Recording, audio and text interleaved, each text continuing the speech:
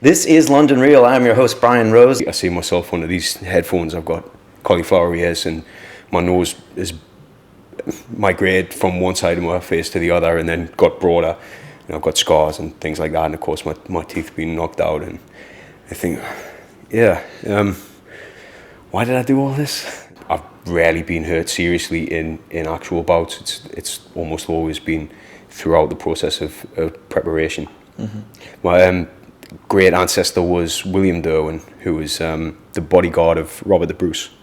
And the story goes that he when Robert the Bruce was on the lam from Edward Longshanks, okay, he was hiding out in the Highlands, and he had to sleep underneath a holly bush, and William de Irwin stood over him with his sword drawn all night to protect him. So, Pete, when I shake your hand, you have one of the most gentle handshakes I've ever shook, and I think a lot of people would be surprised to hear that. Although I find that's true with most fighters, is that they kind of have an easy way about them. I think eye contact's much more powerful anyway. It's true, yeah, it is. Yeah, now we're locked in it. Yeah. You see, we got no eye contact. And guys like Anderson Silva were really famous for the really intense stare-downs, and he would win a lot of fights just on pure intimidation. Mm-hmm. There was a guy who just looked at the floor and looked away from me and looked at the referee, and I thought, man, I've got this guy. This guy's going down.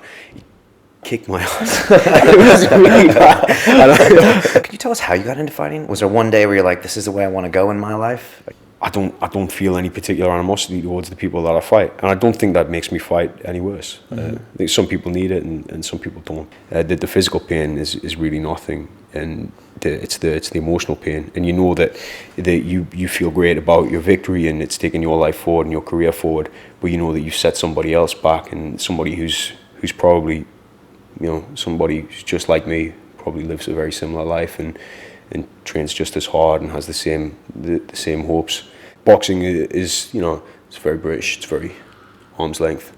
You know, when you're grappling with somebody, you know, especially in MMA when there's no shirts on and you're very up close, you can smell that guy and you can read what it says on his tattoos. You know, you can read his kid's name on his tattoos. You know, it just radiated goodness, you know, and like this sense of calmness and well-being, and I think it's because, you know, they've gone through the fire. It allows you to toy with you know, what it means to be very alive and what it means to come close to death.